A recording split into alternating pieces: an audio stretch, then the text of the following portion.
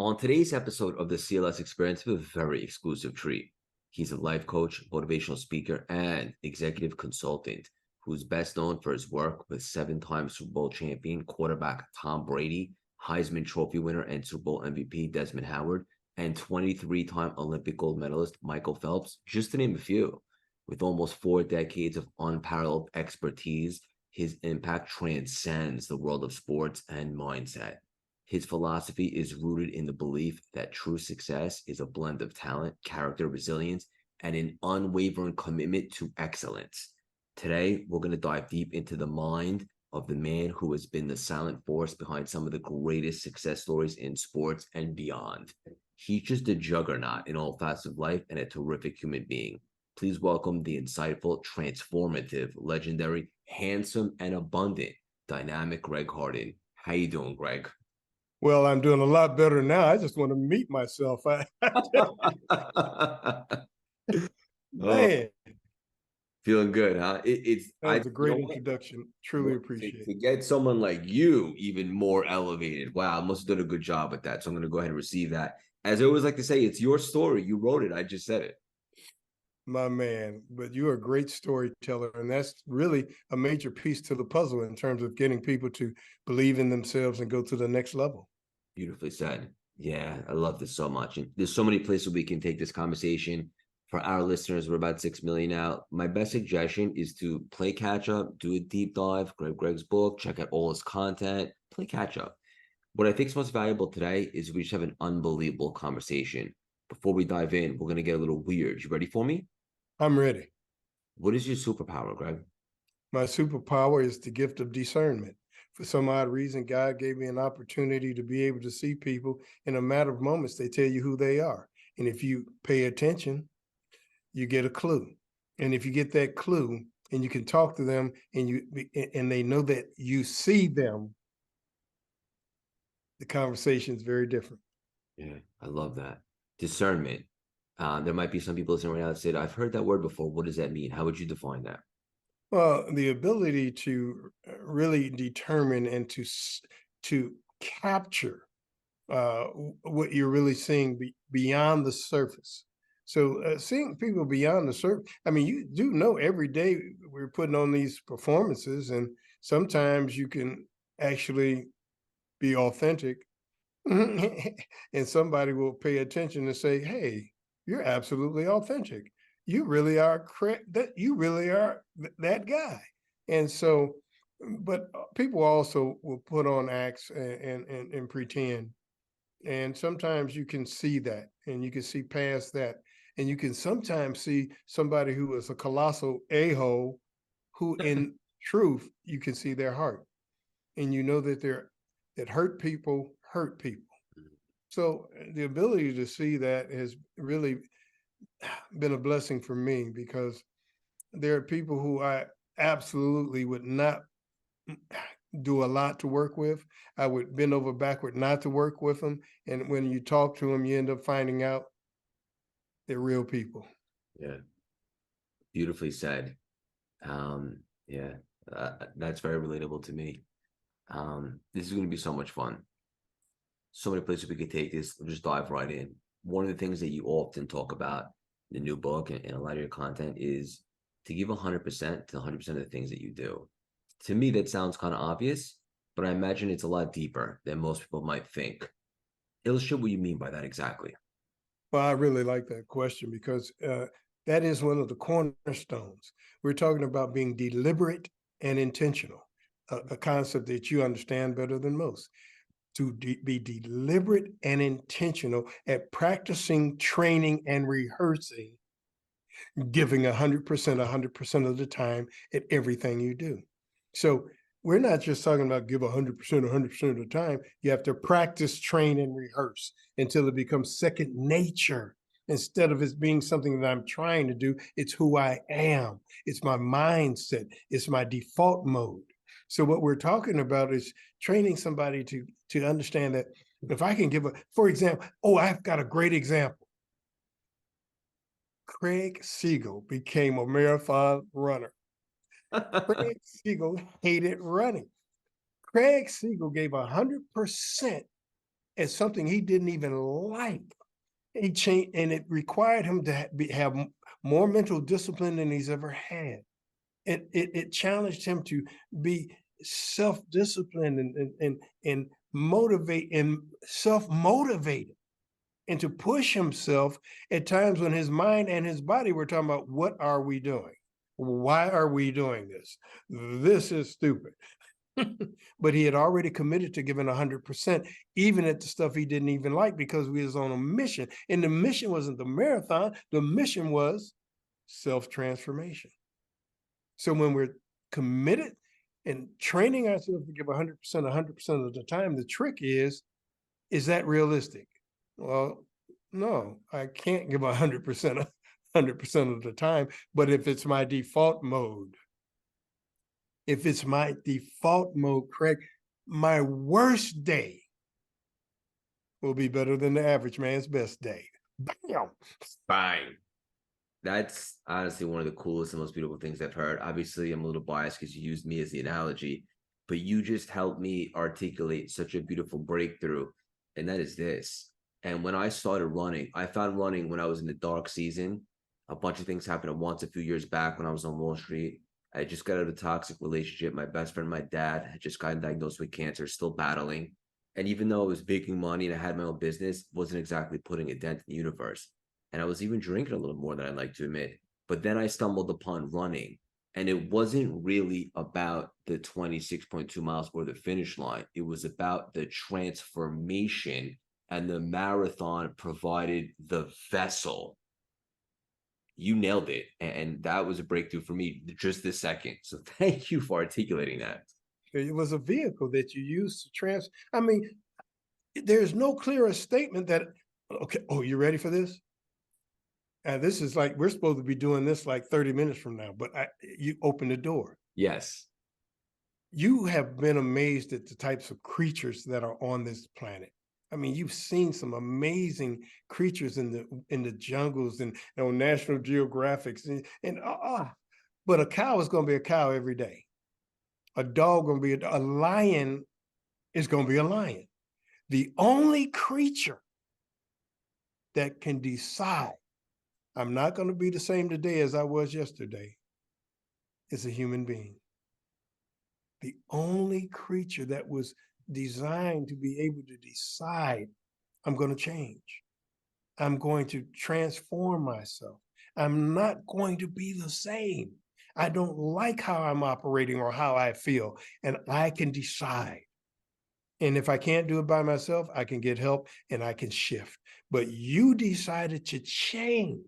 You deliberately took on a beast. You didn't take on, I mean, man, you used it as a vehicle. It's a great story. Yeah, thank you. Appreciate that. And it's so interesting you're talking about you decide. And people think that change takes so long, and I don't know about that. People ask me like, how did I leave a stable job and totally reinvent myself and step into something totally new and that I had no experience in? And oftentimes this is the answer that I'm thinking, but I know it's not the sexiest, is because I decided to, because I was sick and tired of being sick and tired, and I made a decision, and then clarity followed action. Yes.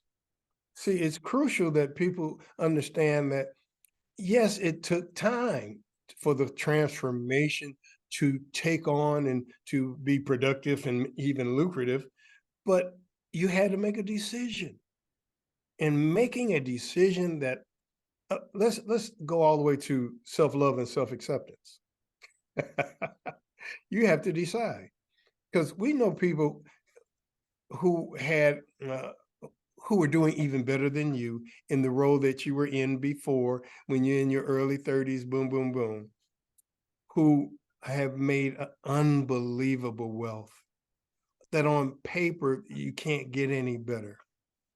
But their self-loathing, their despair, their depression, their lack of commitment to anyone else but themselves is destroying them from the inside out.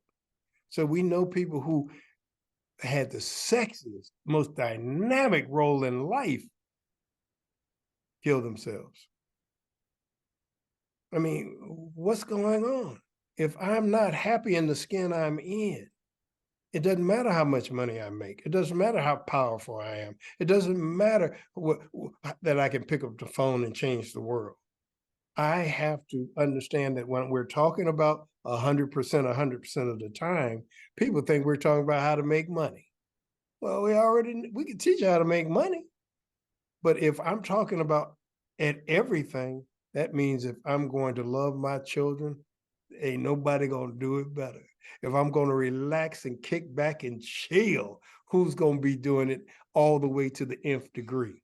So when we're talking about 100%, 100% of the time at everything, that's the secret. Beautifully said. Love this so much. You often are affiliated with those three names that we mentioned in the introduction, Brady and Phelps and them. I'm just curious, how did you get started with those particular legends and so forth? How did that come about? Because they weren't, I mean, okay, Michael Phelps was a legend when I met him, but Tom Brady was a kid. Desmond Howard was a 19-year-old who pulls me aside and says, hey, could I talk to you for a minute? Well, sure. I'm thinking about leaving. Oh, okay. Well, tell me what's going on. He tells me that he's not happy. And, Desmond Howard was a running back and a basketball player in high school. And he was so good, his nickname was Magic. Magic Johnson was his hero. And he was a running back. And now they want him to play wide receiver and they won't even give him a shot. And I said, well, that's very interesting, Desmond. But if you leave right now, who cares? I said, you were the guy in high school. Hell, I was the guy in high school. Everybody was the guy in high school. This ain't high school, son. So tell me, what is your dream? What is your vision? And tell me about all the smoke people are blowing up your butt who are not here trying to get you to come there so they can treat you the same as we treat you here. Because a geographical cure is not going to work. He says, well, I said, let me go find out why they don't play you. He says, you'll do that? I said, absolutely. I go and find out that he thinks it's Desmond Howard University. He wants to get on the field, but he doesn't want to block. You can't get on. Back in 19 Lottie Dottie, if you didn't block, you couldn't be a wide receiver. So I share this with him and say, given the timing that you came to me, I mean, if you want to leave, that's your choice. But I don't think the timing's right. And if you really want to have fun, why don't you blow up? Why don't you become that guy that you say you are? And then say I'm leaving and watch us bug out and beg you to stay. Right now, who cares if you leave? That's the first guy I meet who ends up being a Heisman Trophy winner and ends up being an MVP of the Super Bowl on special teams. Who does that? Tom Brady watched what Desmond and I did, and then Lloyd Carr, the coach, says, Brady, go talk to this guy named Harden. So I meet this nicest kid you ever met in your life. Man, just well-mannered, disciplined, articulate, and he's talking about how he's not happy and is thinking about leaving. Well, I've been down this road before. And he tells me the coaches, I don't think the coaches like me. I said, oh. He said, they don't believe in me. I said, oh. I said, so Tom, you came here to be liked? And that's not their job to like you. Their job is to put their foot in your butt and make you the best that you could be. Yeah, but I don't think they believe in me. Tom, I really don't care what the coaches think. What do you think? That's the beginning of our relationship. I don't care well, I want to be the starting quarterback at Michigan. Tom, if you need somebody to blow smoke up your butt, this is not the right office. I understand your dream and your vision. It makes total sense to me. But if you don't believe in yourself, why should anybody else? So I can't get you a starting job. That's not the lane I'm in. But I can get you to believe if no one else believes. that you're more than qualified and more than prepared. And you're going to be so prepared. And this is football. At some point, you're going to get in the game. And if your mindset is right, you won't go in talking about I shoulda, woulda, coulda. You walk in and you're going to make everybody in the stand say, they should have been playing this man for a long time. That's how he rolled. This kid was so coachable. Here's the difference between the three. Now, remember, the book is Tom Brady. I'm so grateful and overwhelmed by the fact that Tom Brady wrote the foreword. But Tom is the hook. He's not the book. Michael Phelps is who you want to hear about. But there's so many stories in this book about people who you can really relate to, who you can identify with, who nobody will know their names, but they transformed themselves and created monsters. That's what I do for a living. For my own entertainment, I create monsters. Love it. Absolutely love it. And one thing that you said right there, I mean, there was many cool things, but you said he was so coachable. And it's funny because I coach a lot of clients now, and I used to have a little more of an ego. And then when I reinvented myself, I realized I don't know what I don't know. And now I take pride in having a coach for anything that I want to get better in. And it's not just enough to be a good coach. You also have to be very coachable. It should be looked at as a collaboration, right? Yes, sir. Because I mean, the difference between those mega stars, those ultra professionals, is not only were they hungry, they were humble. Hungry and humble equals coachable. If I can't surrender the ego and receive coaching, I can't reach my full potential. If you want to be a high-end performer, you've got to be able to what did you do? You had to, where are you from? New York, Long Island specifically. So it is a requirement to survive in the streets or in your neighborhood to have an ego. If you don't have an ego, somebody will crush you with theirs. Right. But to go to the next level, you have to be able to tame your ego and make your ego your ally and not your enemy. And how do you do that with something tangible? By being able to understand that sometimes in order to grow, I have to surrender. I have to allow, I mean, Tom Brady's parents, they meet me right after the end of his senior year. They have a grand finale, a big old banquet, and all the players' families are there, and the end of the season, and they're reviewing the season, and the coaches and everybody are just thrilled, and all the fans and the donors are there. Tom Brady's mom and dad walk up to me and say, thank you. Thank you so much for what you did with our son. And Craig, I especially back in the day, I'm a total shadow warrior. I look at him and I tell him the truth. I said, look, I didn't do anything for Tom that he didn't allow me to do. And that's because of how you raised him and how you trained him and how you prepared him. So let me thank you for how you set him up to be coachable. It just made me a little emotional, if I'm being honest. Really beautiful. Think about it. This kid allowed Tom Brady. We're not talking about 7-time Super Bowl champion. We're talking about a young man who's trying to figure out who he is and how to get there. And should he stay in this environment? And should he question himself, doubt himself? The greatest enemy you or I have ever faced, and I've known you now for what, 20 minutes? Mm-hmm. I can tell you, CLS, isn't that you? Right. Fear and self-doubt is the greatest enemy you've ever faced in your life.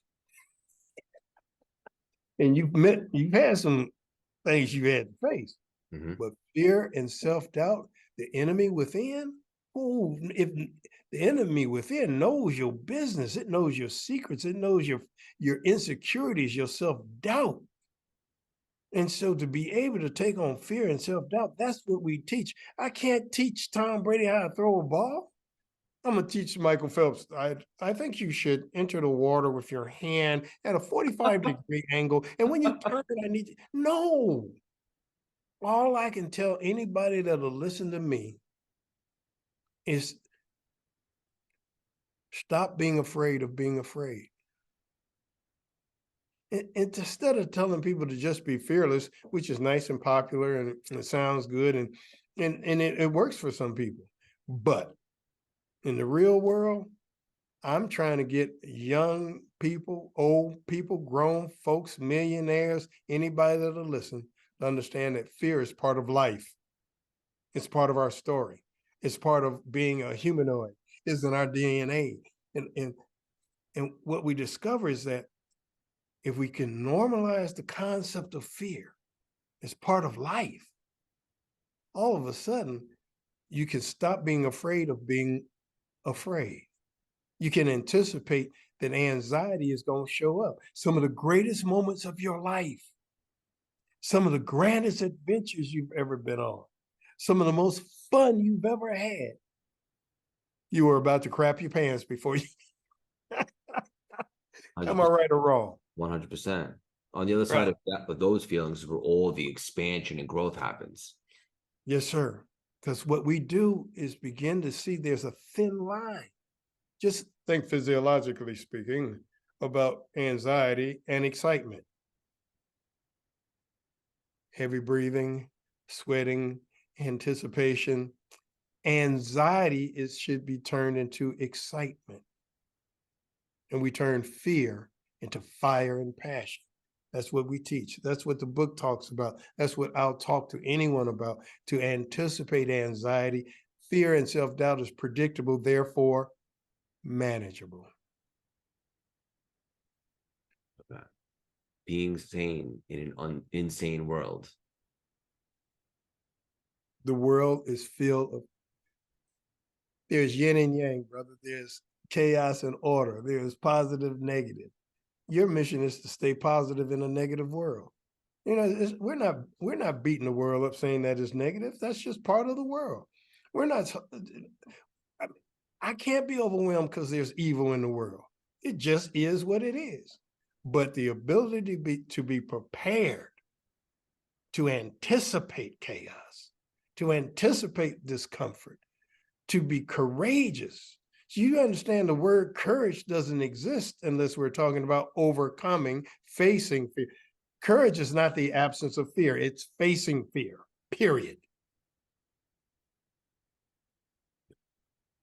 I love what you said right there too, because it's timely in regards to evil in the world. Like, it is what it is. But what can we control the controllable? All we can do is commit ourselves to not becoming sucked in to the vortex of evil, into the vortex of chaos. Because it's a never ending, ever present Battle, yeah. And a spoiler, it's in all of us, right? Me and you, as we're right here, right now. There's a little bit of hatred, anger, whatever the case may be.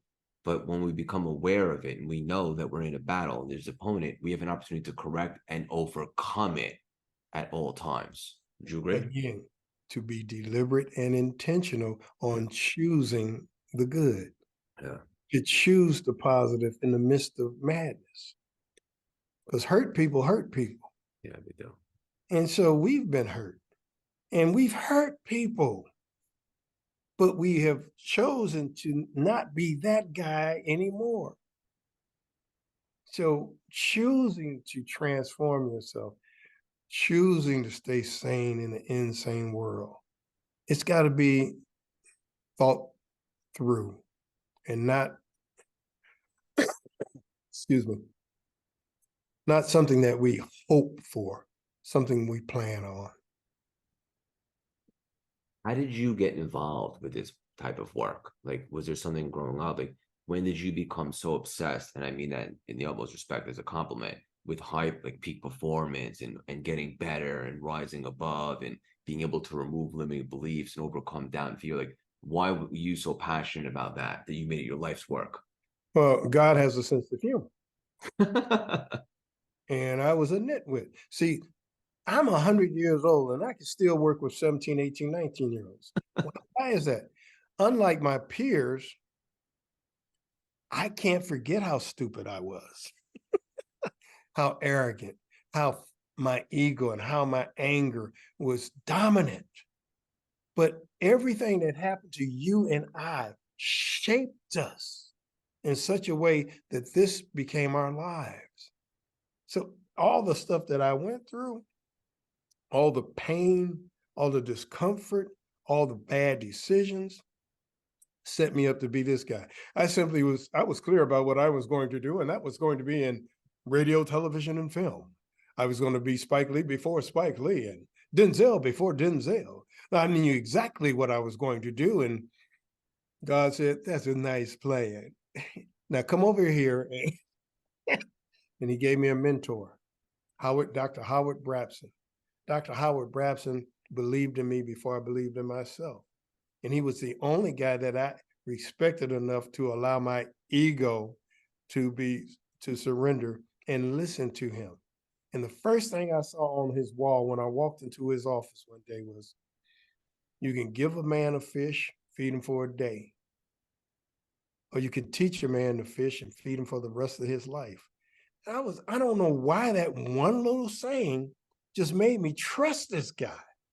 I mean, how could you not trust a guy that had that on his wall?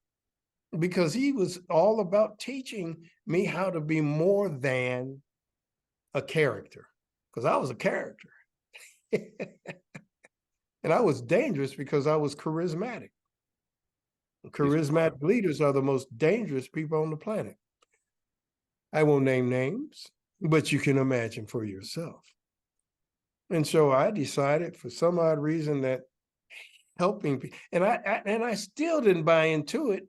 And I mean, and I was doing the job. I became I was going to be, okay, then I'll be a psychologist. No, you'll be a social worker. I don't want to be no social worker, a social worker. And of course, I didn't know what a social worker was. I described the social service worker in the state. I didn't know anything about programming and designing program, and I certainly didn't know anything about personal development, which I ended up being an expert in personal development. And that was quite intriguing. And the story goes on, but I get labeled as the sports guy because my poster children are sports guys.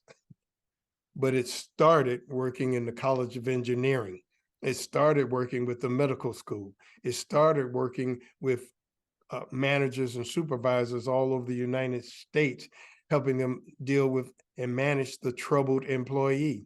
I superimposed all the technology I had used in those different disciplines, different environments, and took it to athletics and superimposed the model that suggested we should be able to identify troubled students involved in athletics and give them help and not just expect them to perform and us not see them as a complete and total person.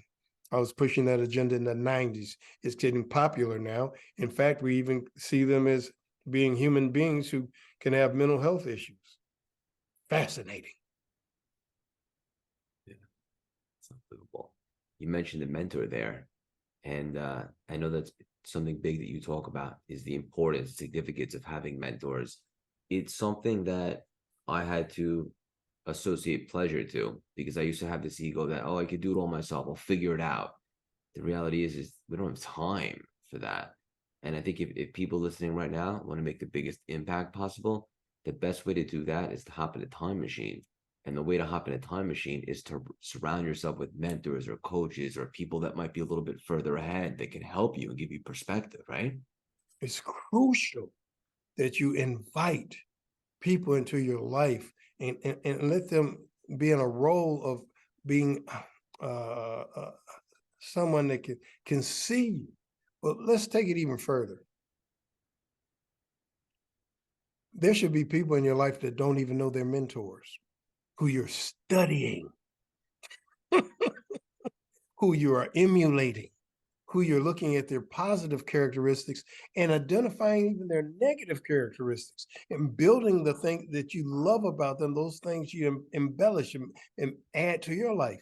And the things that they don't do well, you document it in your head and say, Greg Harden does this really well.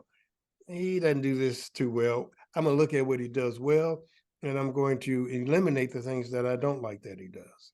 So there should be mentors in your life who you've chosen, who you've asked to come in and be your mentor. And there should be people who have no idea, because we watch what people do more than we listen to what they say. So who are you studying? And what are you taking from them? What are the characteristics that they emulate that you just love? And how are you putting it into your own life? This is so good and so timely. A couple of years back, probably like 15, when I was obsessed with personal development, before I ever knew that it was my assignment, my calling, and my career, I had a journal. I still have it, actually. Of course I do. And I would make a list of people that I was very fond of, that I held in high regard, that did things very well in certain areas. And what I would do is, on the left side of the page, I would make a list of them. And these could be like public figures to even civilians that I admire. And on the right side, I would list about 3 attributes or characteristics they possess that I really would like to model. Not everything about them, just like maybe 3. And I would study that lit. And I mean, the people on this list are very diverse, but some of them did things really well. And I would study those. I didn't realize that those were actually my mentors until you just provided another breakthrough. But I was doing that. It's so valuable. Right. It's crucial that you allow yourself to be trainable, to be coachable, and to pursue those relationships. Again, they don't always have to be formal relationships. They can be totally informal. But I've got to learn from we emulate and copy. We have this fantasy that I'm an independent and I just created this by myself. I walked the way I walk because my father walked that way. I have speech patterns that come straight from my neighborhood. Boom, boom, boom, boom, boom. There are people who had an influence in my life who I didn't even know they were influencing my life until in retrospect, I said, oh my God, where did I get that from? So yes, all we're asking people to do is be deliberate and intentional about who is going to influence how they see themselves and how they see their world. Let's take it to the next level. We're talking about coaches and consultants. Now, you've worked with some high performance individuals who who are running giant corporations. And you may even know somebody that gets paid millions annually to do their job. Do they use consultants? Yes. But if I'm paying you $8 million a year, why you need a consultant? Everybody does. Never stop. Because there are things I cannot see. Right. I am not an expert on every subject. Now let's take this to the next level. We know people who are really good people who hate the idea of being with a counselor. We're going to teach them to turn counselors into consultants and coaches. And we're going to, like the $8 million a year person, we are going to hire consultants. And if we like them, we'll keep them. If we don't like them, we'll fire them and get another one. If you need counselors, because I can't do it all by myself, I can't see everything. So I may have to go back and have somebody else talk to me about where I'm struggling and challenge and not able to change. But I know I need to. I may need help. Use counselors. If you don't like the word counselor, consultants and coaches. You can't see everything. So important.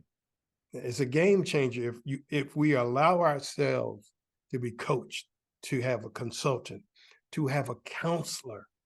Asking for help is an art form. It's not a sign of weakness. Now, I tell you what, you're a very young man, dynamic, and you've got a story, and you've got people, and you've got old countries represented in your family tree. But I bet you had the same father that I had. You ready? I'm 8 years old, and I go out into the yard, and Pops is working either on the yard or working on the car. And I say, Pops, can I help you? And your daddies look at you, and my father says to me, boy, let me tell you something. If you see me in a bear fight,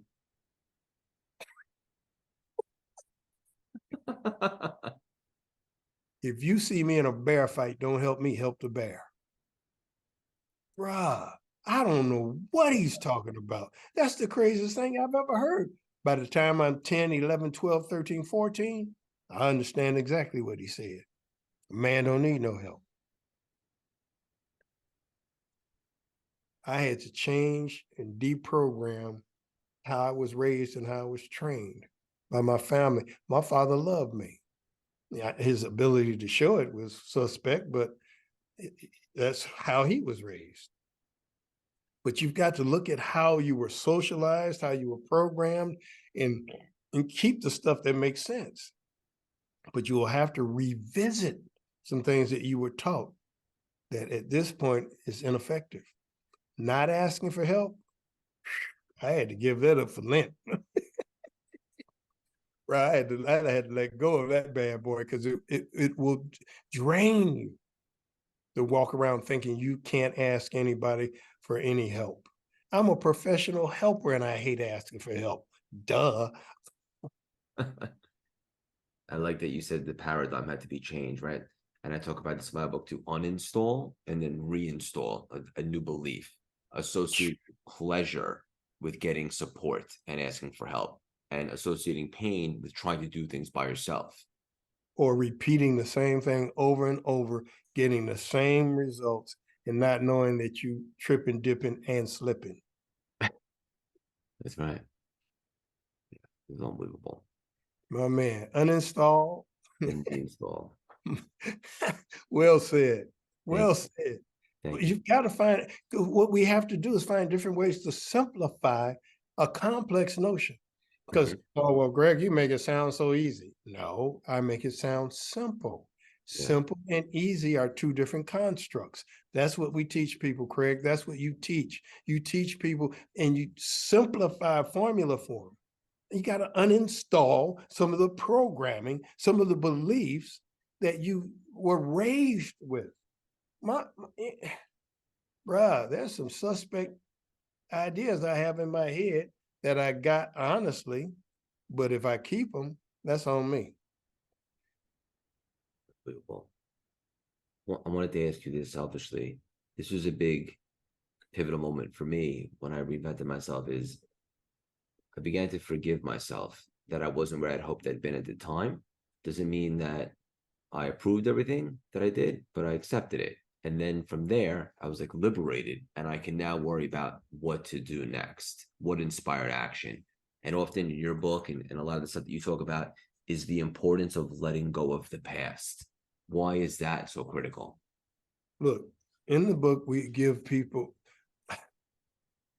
what I teach in the book is pretty straightforward. I guarantee you, without talking to you, I know you're teaching the same thing. First, we're going to teach people how to do self-evaluation, self-assessment. We're going to encourage people to get to the point of self-awareness. And if we have to introduce a concept of mindfulness, which is a popular term, we'll do that.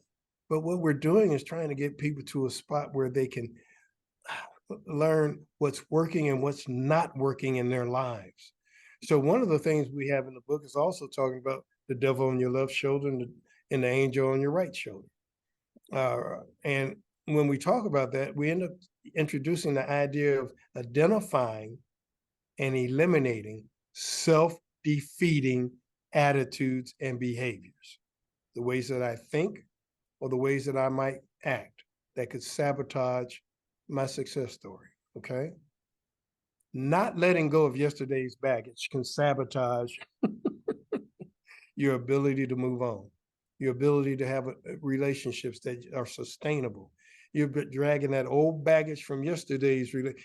Why should your new wife, your new significant other have to pay for the crimes of the previous person in that role?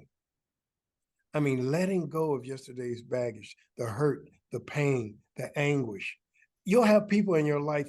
I mean, you'll have a 12-year-old's pain running a 32-year-old's life. You cannot let a wounded adolescent be in charge of running your life. So at some point, you've got to revisit what you experienced: childhood trauma, adolescent trauma, disappointment, abandonment issues, all the stuff that, all the baggage that we have as real people. You have to revisit it and reframe it and use it for motivation instead of self-defeating attitudes and behaviors. Yeah, 100%. So true. And it's Because the baggage is real. it's heavy. And here we go. Well, if you knew what they did to me, Greg, if you had any idea, how can I? Because you're implying forgiveness. Well, okay, well, let me help you out. So you've got someone who did wrong to you when you were 11 years old, and they're still beating you up.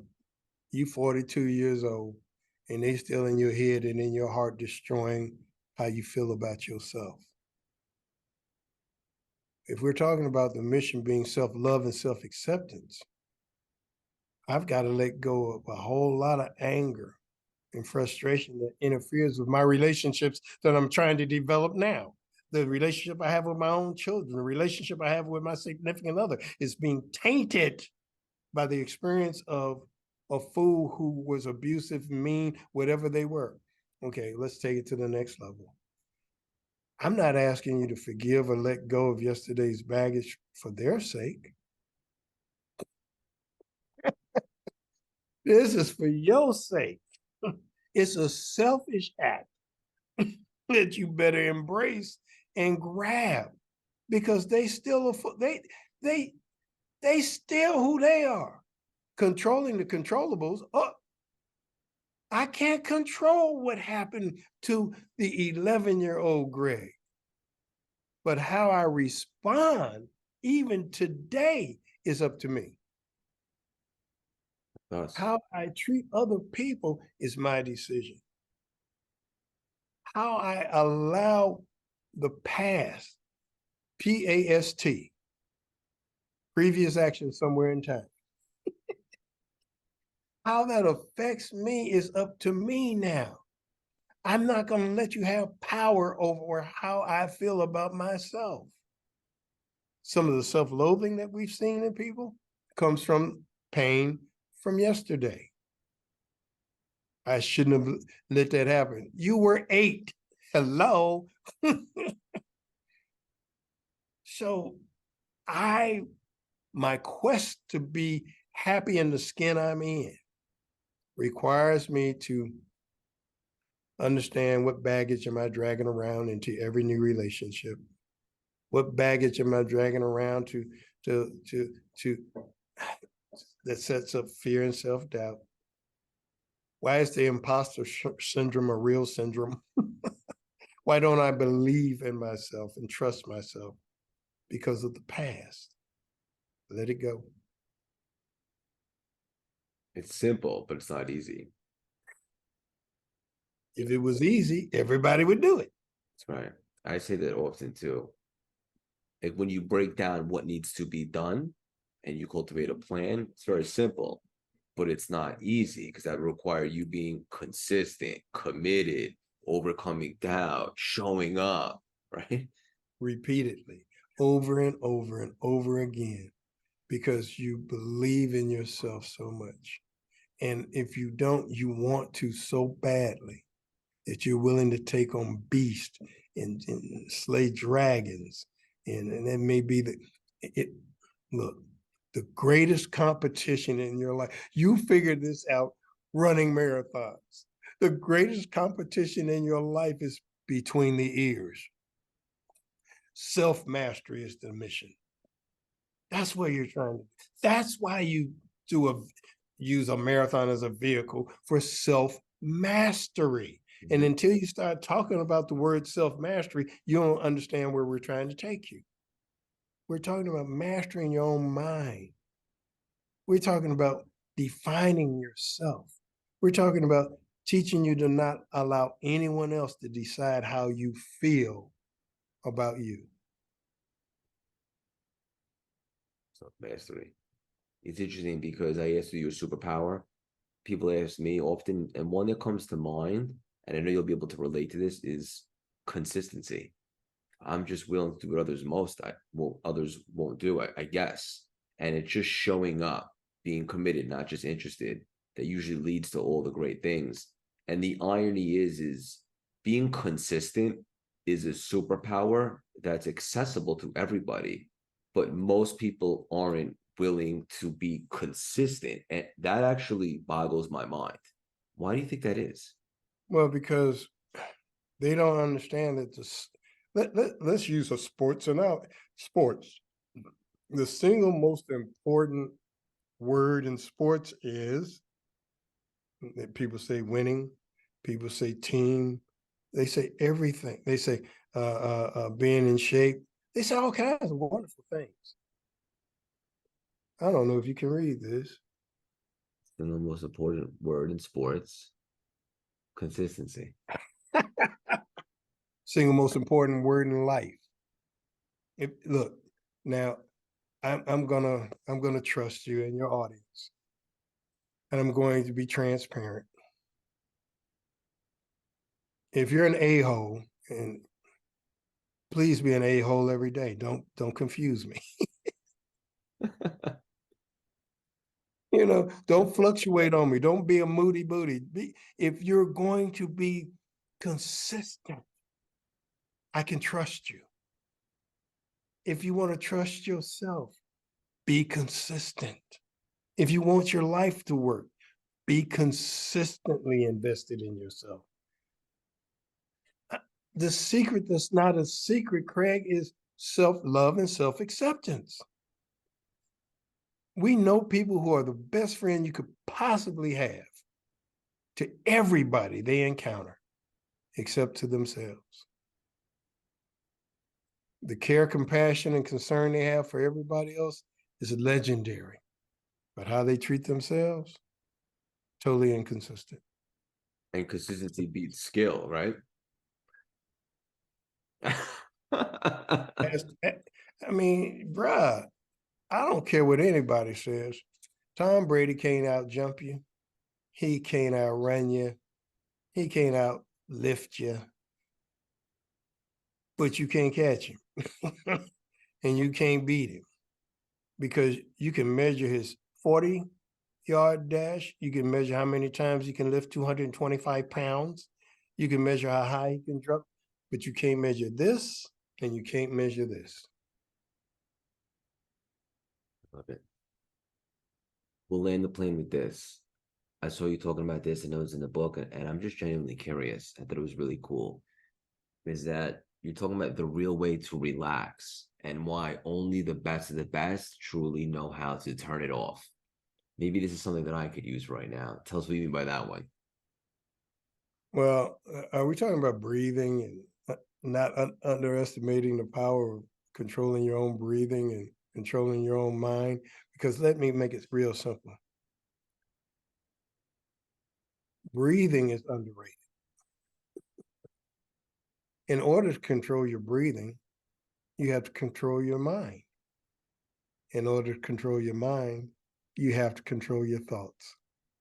So just practicing, training, and rehearsing breathing changes the paradigm of how you see how capable you are of self-regulation. So the ability to chill, to relax, to surrender, to choose you for a brief moment in time, choosing you. That's true relaxation. Being able to go within to understand the whole concept of mindfulness, self-awareness at the infinite level, being able to talk about what you hear in the silence, what you feel, what you see. I mean, you can, anyone can improve their breathing without a whole lot of help. The ability to meditate, you have to get coached and trained, but to be able to slow yourself down. Because you see, I've got a ton of energy, Craig, but I can switch from high to low with relative ease. Yeah. Choosing you, surrendering. Use that word a couple times. I think it's really beautiful. Choosing you is something that's really difficult for people. And I try to teach anyone that'll listen to me that one of the art forms is being able to make yourself a priority. We are all looking for attention, affection, approval, and acceptance. And too often we're looking outside of ourselves for attention, affection, approval, and acceptance. But if I begin to choose me, to see me as highly valued in my own model, I'm more attentive to myself. I'm more affectionate, loving, and caring to myself. My own approval will overrule the fantasy that I need your approval. But if I accept myself, flaws and all, yeah, I accept myself. Do you accept your flaws? I'm not flawless, and I don't want to be on a pedestal. No, please don't, because it's a setup. But if I can accept myself, knowing that I am not Peter Perfect, knowing that I am loved and valued by people who can see the whole me, that's a game changer. It changes the game. If it, you're going to be talking to people who have more money and power than you've ever had, and will never have, and you're going to have to bring them all the way back down to self-love and self-acceptance. That's what you do. So good. This is awesome. Honestly, one of my favorite conversations. So timely and divine. I could talk to you for 10 hours straight, but I know it's just the beginning of the friendship. Our audience is really loyal, engaging. I think I know the answer to this, but what are you most excited about right now? I imagine the book is a big part of that. And how can my whole community audience support you, Greg? What I'm most excited about is that, like I said, God has a sense of humor. When I wanted all this to happen, say 20 years ago, when I had nothing but energy and passion and fire, I wouldn't have been able to manage it or handle it. Right now, this book is legacy. This book is not about me. This book is not about money. It's about changing lives. And the only way you'll live forever is if they say your name when you're gone. So all I'm trying to do is share with a larger body, because I've had some great students and some great organizations and teams that I've worked with. But now I'm trying to coach coaches. I'm trying to teach managers and CEOs and change agents. And I'm trying to get people like you at your level to continue to push the same agenda, to say my name every now and then. If I can get people who I've never seen saying, "Have you heard about this guy?" That means that the message, because it ain't about the guy. It's all I'm trying to do, bro, is just have an impact. I have purpose and meaning. I never thought I'd have purpose and meaning, even though I pursued it passionately. And when I found it, I'm not letting it go. I have a sense of purpose. And this book is, I've captured as much as I could for this first run to tell people, how do you create some of the best performers in the world? How do you teach people who want it badly, to become the greatest version of themselves. Everybody's running around trying, I just want to be the very best version of myself. How do you do it? I teach you to become the world's greatest expert on one subject, you. Oh, I love this, man. How can you not get excited about the work we're doing? The best work ever. And you know what's great about it? For well, there's many things, but like it's not like as an athlete, maybe your physicality gets a little bit less as you get older. We could do this stuff forever. Bruh, nonstop action. And it's like, Let's stop actually. it is. I mean, think about it, man. I got paid to do what I would do for free. Same. I mean, come on, man. And so now I give it away or I charge a fortune. That's what we do. And it's a balancing act. It's a balancing act. The more I get paid, the more I can give away. 100%. I just want to let you personally know one of my favorite nuggets in this conversation that I wrote down, but it was so powerful, is stop being afraid of being afraid. I think everybody listening today, when we air this, can relate to that. Bruh, courage is not the absence of fear. It's facing fear, embracing it, riding that bad boy all the way out. Thank you. My pleasure. Hang out for 1 sec. I want to connect to you after. Greg, I want you to know you're the definition of consistency, self-awareness, and peak performance. I could personally guarantee your best is yet to come.